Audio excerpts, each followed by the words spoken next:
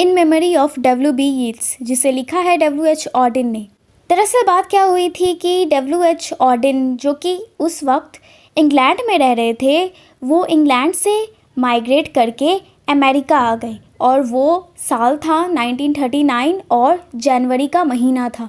तो कुछ टाइम के बाद उन्हें एक खबर मिलती है कि उन्हीं के टाइम पे एक पोएट थे जिनका नाम था W.B. येट्स, विलियम बटलर येट्स, उनकी मौत हो गई है। W.H. ऑडेन काफ़ी उदास हो गए इस बात के लिए, तो वो उन्हें श्रद्धांजलि देने के लिए, यानी विलियम बटलर येट्स को श्रद्धांजलि देने के लिए उन्होंने ये पोएम लिखी, जो कि एक एलिजी है। एलिजी मतलब शोक गीत, जो कि आप किसी को श्रद्धांजलि देने के लिए लिखते हो या फिर गाते हो। इसमें 3 सेक्शंस हैं, तो पहले सेक्शन से हम शुरू करते हैं। He disappeared in the dead of winter, the brooks were frozen, the airports almost deserted. यहाँ पे पोएट अपना दुख प्रकट करना चाहते हैं, तो उसकी शुरुआत वो कहाँ से करते हैं? वो वहाँ के वातावरण से करते हैं। जिस दिन W.B. येट्स की मौत हुई थी, तो उस वक्त किस प्रकार का वातावरण था उनके आसपास, उससे वो W.B. येट्स की जो मृत्यु है उसको दिखाने के लिए कहते हैं कि W.B. येट्स इतनी सर्दी में, इतनी सर्दी वाली टाइम में वो गायब हो गए, इस दुनिया से चले गए। और वो दिन, जिस दिन वो गए, उस दिन इतनी ठंड थी कि जितने भी ब्रुक्स थे, यानी छोटी नदियाँ थीं, वो सब जम गई। एयरपोर्ट्स बिल्कुल डिजर्टेड थे, यानी एयरपोर्ट पे कोई भी इंसान नहीं था। इसका मतलब है कि बहुत ज़्यादा सर्दी थी और कोई भी इंसानी हरकत कहीं पे भी नहीं हो रही थी। इंसान थे ही नहीं सड़क पे, सब कुछ एकदम डिजर्टेड था, यानी कोई था ही नहीं। And snow disfigured the public statue. इतनी ज़्यादा बर्फ़बारी हुई कि जितने भी स्टैच्यूज़ थे, जो भी स्टैच्यूज़ लोगों के बने हुए थे, उसके ऊपर इतनी बर्फ़ गिरी कि आपको पता नहीं चल पा रहा था कि वो स्टैच्यू किसकी थी। The mercury sank in the mouth of the dying day. Dying day का मतलब क्या होता है कि दिन जब मर रहा हो, यानी कि जब दिन ढल रहा हो और शाम आने को हो। शाम आती है ना दिन को ढलने के बाद। तो पोएट यहाँ पे कह रहे हैं कि मरकरी, यानी कि थर्मोमीटर में जो मरकरी लगी हुई होती है, तो उसके थ्रू आप टेम्परेचर बताते हो ना, वो जितना नीचे जाएगी उतना कम टेम्परेचर होगा। तो वही पोएट कह रहे हैं कि बहुत ज़्यादा टेम्परेचर कम था कि मरकरी जो थी, मरकरी की जो लेवल थी वो धीरे धीरे गिर रही थी। जैसे ही दिन ढल रहा था वैसे वैसे मरकरी की जो लेवल थी वो भी गिर रही थी, यानी ठंड बढ़ती जा रही थी। What instruments we have agree, the day of his death was a dark cold day। Port हमें यहाँ पे कह रहे हैं कि जिस दिन W.B. येट्स यानी विलियम बटलर येट्स की जब मौत हुई थी, जिस दिन हुई थी, तो उस दिन, उस टाइम पे हमारे पास जितने भी इंस्ट्रूमेंट थे, यानी जितने भी टूल्स हम इस्तेमाल कर सकते थे, वो सारे इंस्ट्रूमेंट अगर हम इस्तेमाल करते तो हमें बस यही पता लगता कि वो दिन बहुत ही ज़्यादा ठंड थी, बहुत ही ज़्यादा ठंड थी जिस दिन W.B. येट्स की मौत हुई थी। और पोएट यहाँ पे कह रहे हैं कि वो डार्क कोल्ड डे था। वो डार्क इसलिए कह रहे हैं क्योंकि जिस दिन एक महान व्यक्तित्व की मौत हुई, तो क्या वो एक अच्छा दिन हो सकता है? बिल्कुल भी नहीं, वो एक काला दिन हो सकता है। पोएट ये जो विंटर के बारे में बता रहे हैं, आसपास के माहौल के बारे में बता रहे हैं जिस दिन W.B. येट्स की मौत हुई थी, पोएट ऐसा कंपैरिजन क्यों कर रहे हैं? वो ऐसा इसलिए कर रहे हैं क्योंकि वो दिखाना चाहते हैं कि जिस दिन एक महान इंसान की मौत हुई थी, उस दिन जो मौसम था, जो नेचर था, जो प्रकृति थी, वो भी शोक मना रही थी, वो भी दुख में डूबी हुई थी, और आसपास का जो वातावरण था वो भी दुखी था, यानी काफ़ी ठंडा था, यानी काफ़ी दुखी था। आगे है far from his illness the wolves ran on through the evergreen forest. इससे पहले वाले लाइन में हमने क्या देखा था? पोएट कह रहे थे जो मौसम था जब W.B. येट्स मरे थे, तो वो मौसम भी कुछ ऐसा था जैसे लग रहा था कि वो भी शोक मना रही है। लेकिन अब पोएट क्या बोल रहे हैं कि जहाँ पे W.B. येट्स की मौत हुई थी, उससे कोसों दूर अगर हम जाएं, जहाँ पे उनकी मौत हुई थी, जहाँ पे वो बीमारी से जूझ कर मृत्यु को प्राप्त हो गए, तो उससे कोसों दूर अगर हम जाएं सदाबहार जंगलों में, तो वहाँ पे जितने भी भेड़िए हैं वो दौड़ते हुए नज़र आएंगे। वो दौड़ रहे हैं उस घने जंगल में, उन भेड़ियों को कोई फ़र्क नहीं पड़ रहा है। पोएट जो है वो उनकी डेथ हो गई है, उन्हें कोई फ़र्क नहीं पड़ रहा। The peasant river was untempted by the fashionable quays. Peasant का मतलब क्या होता है? पीजेंट का मतलब होता है एक फार्मर, एक किसान। एक किसान का जीवन कैसा होता है? एक सिंपल सा जीवन होता है, साधारण सा जीवन होता है, और वो काफ़ी मासूम होते हैं। उन्हें फ़र्क नहीं पड़ता दुनिया जहाँ की चीज़ों से, वो अपना एक छोटा सा जीवन बिताते हैं। तो पोएट यहाँ पे कह रहे हैं रिवर को कि वो एक पीजेंट के समान है। कीज़ का मतलब होता है घाट। घाट बनाते हैं ना हम रिवर के किनारे पे, उसको बोलते हैं कीज़। अनटेम्प्टेड का मतलब होता है जिसे किसी भी तरीके का लालच ना आए। तो पोएट यहाँ पे कह रहे हैं कि जो मासूम सी नदी है उससे बिल्कुल भी लालच नहीं आता है उन सारी घाट से जो कि बहुत ही सुंदर से बनाई गई है। अब कोई घाट है बना हुआ तो बहुत ही सुंदर सा बना हुआ है, तो क्या कोई रिवर वहाँ से फ़्लो कर रही है तो क्या वो वहीं पे रुक जाती है कि अरे ये बहुत ही अच्छा सा घाट है, चलो यहीं पे रुक जाते हैं? ऐसा नहीं होता है ना, वो बहती जाती है। तो यहाँ पे जो पोएट ने भेड़ियों का एग्ज़ाम्पल दिया है, इन नदियों का एग्ज़ाम्पल दिया है कि इन नदियों को कोई फ़र्क नहीं पड़ता है सुंदर सुंदर जो घाट बनाई जाती हैं उनसे। तो पोएट ने इनका इस्तेमाल इसलिए किया है, वो ये कहना चाहते हैं कि जो नेचर की जो प्रक्रिया है, जो साइकिल चल रही है, जो भी चीज़ें हो रही हैं, तो किसी के मौत से वो नहीं रुक जाती, चाहे वो कितना भी महान हो। W.B. यीट्स इतने महान पोएट थे, तो उनकी मौत से इन सब चीज़ों पे कोई भी असर नहीं हुआ। जो चीज़ें चल रही है नेचर में वो चलती ही जा रही है, यानी कि किसी के मौत से हर कोई शोक नहीं मनाता है। तो शोक मनाता कौन है?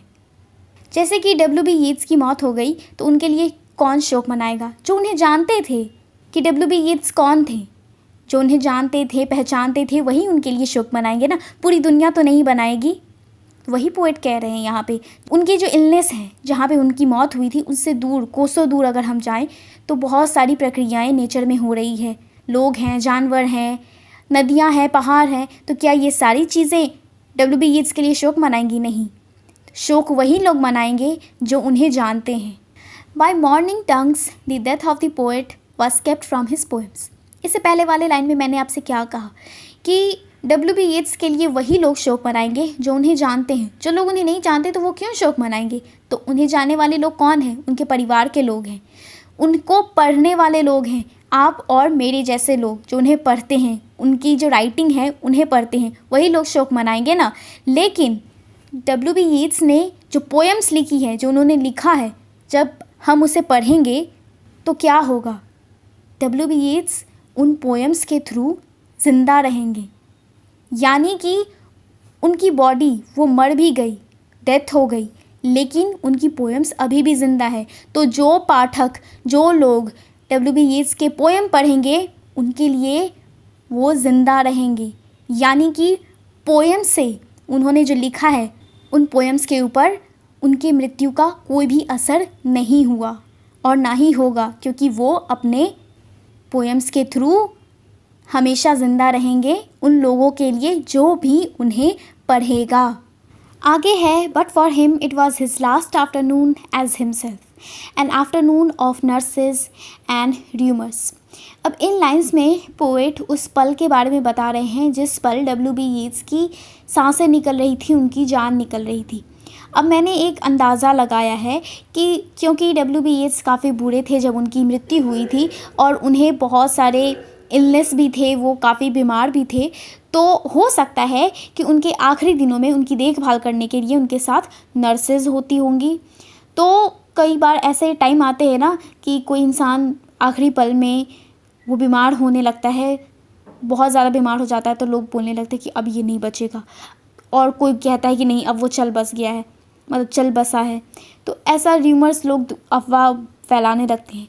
तो ऐसा सिर्फ W.B. यीट्स के साथ नहीं हुआ होगा, ऐसा सबके साथ होता है। कोई भी अगर हॉस्पिटलाइज्ड हो जाता है तो लोग अफवाह उड़ाने लगते हैं ना कि अब ये नहीं बचने वाला। तो जैसे नॉर्मल लोगों की जानें जाती हैं और र्यूमर्स उठते हैं, और कई बार उनके आसपास उनको देखभाल करने के लिए लोग होते हैं, नर्सेज होती है, तो ठीक उसी तरीके से एक दोपहर W.B. यीट्स की भी जान निकल गई और वो उनकी आखिरी दोपहर थी, उनका आखिरी टाइम था।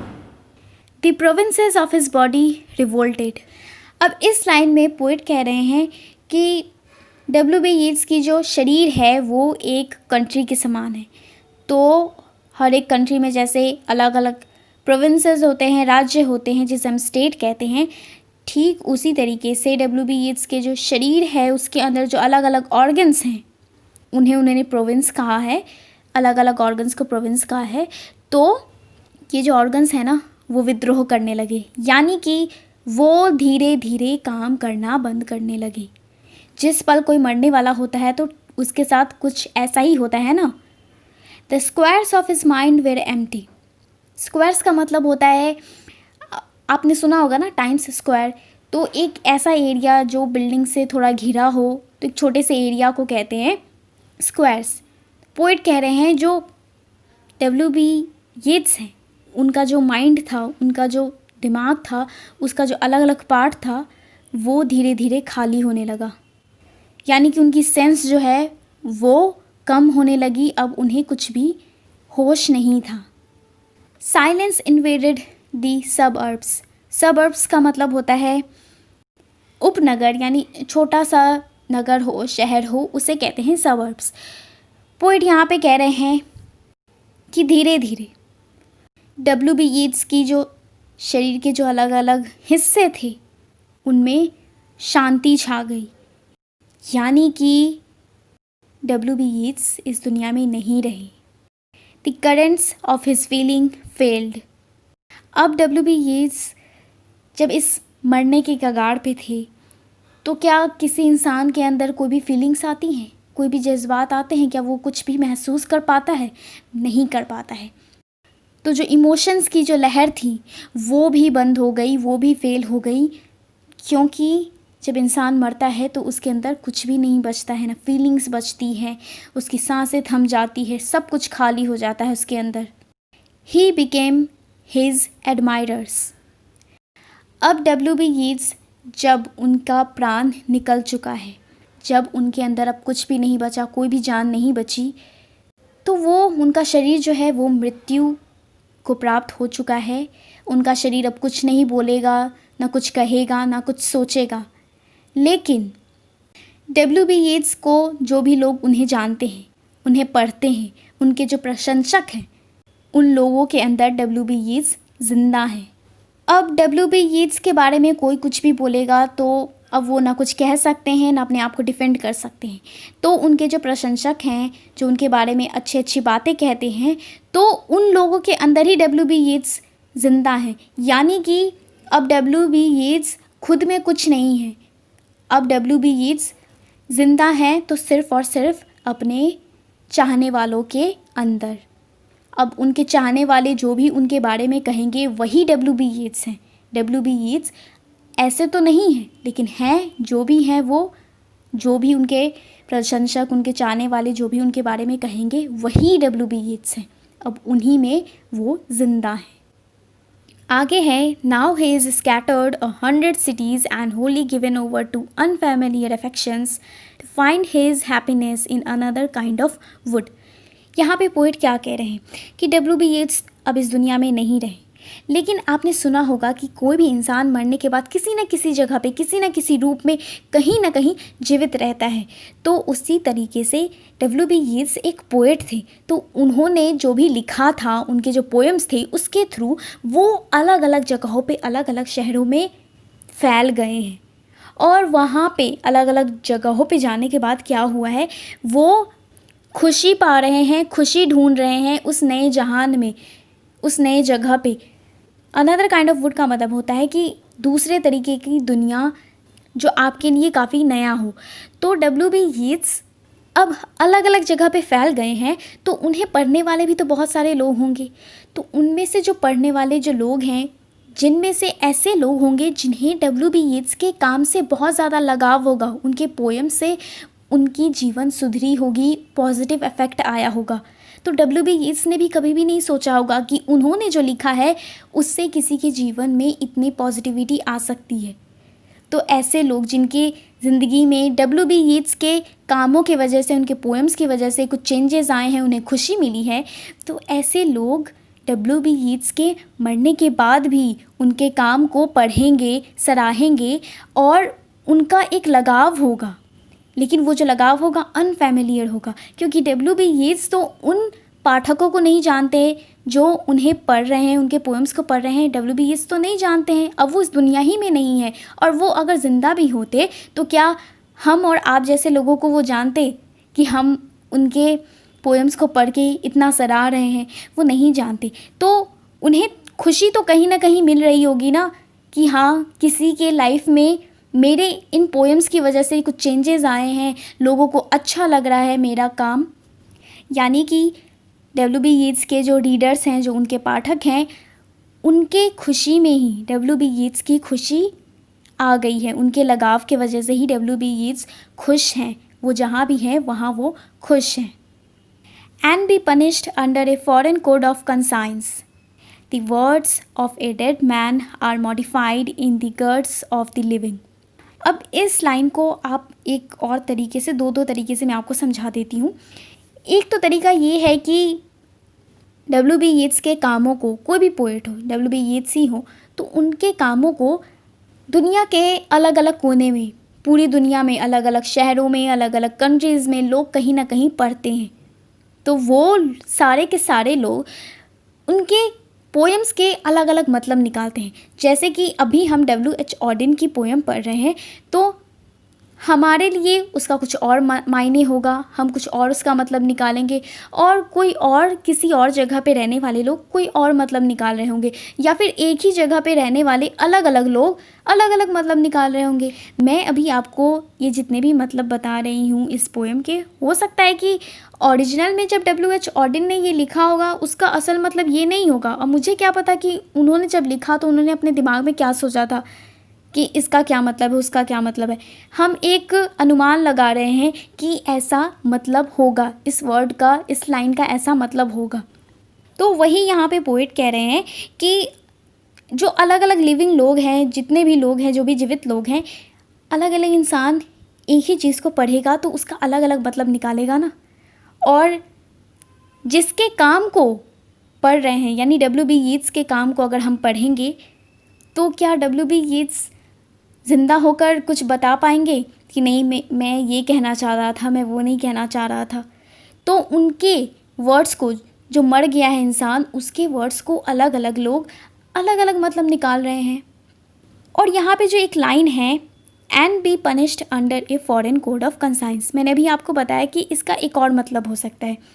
इसका क्या मतलब हो सकता है कि अगर कोई महान इंसान है तो उसके चाहने वाले लोग भी होते हैं और उनको ना चाहने वाले भी लोग होते हैं, उनको क्रिटिसाइज़ करने वाले लोग भी होते हैं। तो आप अगर सर्च करोगे तो आपको पता चलेगा कि डब्ल्यू बी यीट्स के कामों को भी क्रिटिसाइज़ करने वाले लोग आपको मिल जाएंगे। और वो क्या करते हैं ना, डब्ल्यू बी यीट्स ने कोई बात लिखी है, कोई पोएम में कुछ लाइंस लिखे हैं, तो लोग उसको ना मॉडिफाई करने लगते हैं, अलग अलग मतलब निकालने लगते हैं और अपना मतलब निकाल कर वो बोलेंगे कि नहीं, ये जो डब्ल्यू बी यीट्स ने कहा था ये एकदम गलत था, ये कहना चाहते थे, और पता नहीं उनको क्या क्या कह देते हैं। तो वही पोएट कह रहे हैं कि उनके जो वर्क है, उन्होंने जो लिखा है, तो अलग अलग इंसान अपने अपने मानसिकता के अनुसार उसको मॉडिफाई कर लेता है, गलत तरीके से या अच्छे तरीके से। तो गलत तरीके से अगर करता है तो वो एक पनिशमेंट हो गई ना उस पोएम के लिए। जो भी डब्ल्यू बी यीट्स ने लिखा है वो तो असल में ये नहीं कहना चाह रहे होंगे, लेकिन जो उनको क्रिटिसाइज़ करने वाले लोग हैं उन्होंने अर्थ का अनर्थ निकाल दिया। लेकिन डब्ल्यू बी यीट्स, जो कि अब इस दुनिया में नहीं रहे, उन्होंने तो लिख दिया था, तो अब वो उठकर तो नहीं आ जाएंगे ना कब्र से कि नहीं, मैं ये कहना चाह रहा था, तुम मेरा गलत मतलब निकाल रहे हो। तो वो अपने आप को डिफेंड नहीं कर पाएंगे। तो वही पोइट कह रहे हैं कि एक ही चीज़ के अलग अलग लोग अलग अलग मतलब निकालते हैं, जो यानी जो ओरिजिनलिटी होती है वो कहीं खो जाती है। जो ओरिजिनल में डब्ल्यू बी यीट्स कुछ भी कहना चाह रहे हैं उसका मतलब ही बदल जाता है। आगे है, but in the importance and noise of tomorrow when the brokers are roaring like beast on the floor of the bourse and the poor have the sufferings to which they are fairly accustomed, देखिए poet यहाँ पे क्या कह रहे हैं कि WB. Yeats की मौत के बाद नया दिन तो आएगा ना, और उस नए दिन का अपना महत्व होगा। तो इस नए दिन में हर एक इंसान अपना अपना काम कर रहा है। यहाँ पे पोइट एग्जाम्पल दे रहे हैं कि बॉज का मतलब होता है स्टॉक एक्सचेंज। तो स्टॉक एक्सचेंज के पास कौन होते हैं? ब्रोकर्स होते हैं ना, दलाल होते हैं। तो वो दलाल, उनका क्या काम होता है? उन दलालों का काम होता है, उन ब्रोकर्स का काम होता है कि वो अपने कस्टमर के लिए, उनके जो क्लाइंट्स हैं उनके लिए वो स्टॉक्स की खरीद बिक्री करें। तो वो स्टॉक एक्सचेंज में वो ज़ोर ज़ोर से चीखते हैं, चिल्लाते हैं। तो इस नए दिन में वो अभी भी वही काम कर रहे हैं। वो जितने भी ब्रोकर्स हैं, जितने भी दलाल हैं, वो ज़ोर ज़ोर से चीख रहे हैं स्टॉक एक्सचेंज के पास। और जो गरीब लोग हैं, वो गरीब लोग, उनको जितने भी दुख दर्द हैं उनसे वो लड़ना सीख चुके हैं। यानी कि उनको जितने भी दुख दर्द हैं गरीब लोगों को, उनके साथ वो जीना सीख चुके हैं, उसके आदी हो चुके हैं। उनके पास जितने भी दुख दर्द हैं उन सब के। And each in the cell of himself is almost convinced of his freedom. ये जितने भी लोग हैं, गरीब लोग हों या फिर अमीर लोग हों या फिर ब्रोकर्स हों, जितने भी लोग हैं, ये सारे के सारे लोग खुश भी हैं, दुखी भी हैं। उन्हें अपने अपने काम में वो बिज़ी भी हैं। वो अपने काम में बिज़ी होने के बाद भी, उनके साथ जो भी हो रहा है उसके बाद भी, वो बस इस बात से कन्विंस्ड हैं, इस बात से आश्वस्त हैं कि वो फ्री हैं, वो, उनको फ्रीडम है, वो बिल्कुल फ्री हैं। यहाँ पे पोइट ये कहना चाह रहे हैं, जैसे कि इससे पहले आपने देखा था कि पोइट ने कहा था कि जो वुल्व्स हैं वो जंगलों में दौड़ रहे हैं, यानी वो कहना चाह रहे थे कि किसी को कोई फ़र्क नहीं पड़ता है। तो इस लाइन में भी पोइट ये कहना चाह रहे हैं कि ब्रोकर्स हो, यानी अमीर हो या फिर गरीब हो, जो गरीब लोग हैं, सब के सब इंसान अपने अपने जीवन में किसी न किसी तरीके से वो बिज़ी हैं।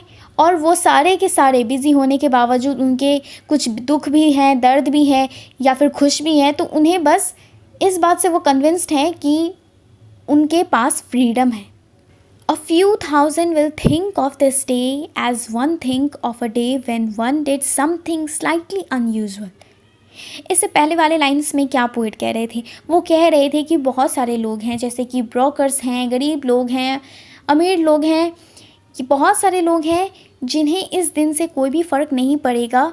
जिस दिन डब्ल्यू.बी. यीट्स की मौत हुई थी, ये सारे के सारे लोग, एक नया दिन आएगा तो उन्हें अपने अपने काम में वो बिज़ी हो जाएंगे। वो अपने अपने काम में बिज़ी होकर और अपना जो फ्रीडम है, उन्हें जो आज़ादी मिली है, उसको सराहेंगे, उससे आश्वस्त हो जाएंगे कि उन्हें कोई ना कोई आज़ादी दी गई है। लेकिन इसके बावजूद कुछ हज़ार लोग होंगे जिन्हें इस दिन, जिस दिन डब्ल्यू.बी. यीट्स की मौत हुई थी, ये दिन याद रहेगा। और वो इस दिन को इस तरीके से याद करेंगे कि उनके जीवन में एक ऐसा दिन गया जिस दिन कुछ असामान्य चीज़ हुई, अनयूजुअल कुछ हुआ। यानी कि वो डब्ल्यू.बी. यीट्स को याद करेंगे, उनके कंट्रीब्यूशन को याद करेंगे, उनके बारे में सोचेंगे कि इस दिन डब्ल्यू.बी. यीट्स की मौत हुई थी, एक महान इंसान की मौत हुई थी। कुछ हज़ार लोग तो ज़रूर ही याद रखेंगे। आगे पोइट फिर से कह रहे हैं, What instruments we have agree. The day of his death was a dark, cold day.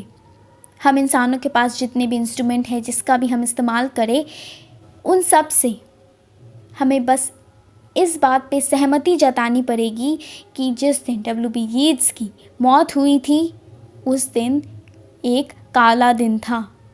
और उस काले दिन में उनके जो आसपास का जो वातावरण था वो ठंडा था, यानी कि नेचर भी कहीं ना कहीं शोक में डूबी हुई थी, नेचर भी उदास थी।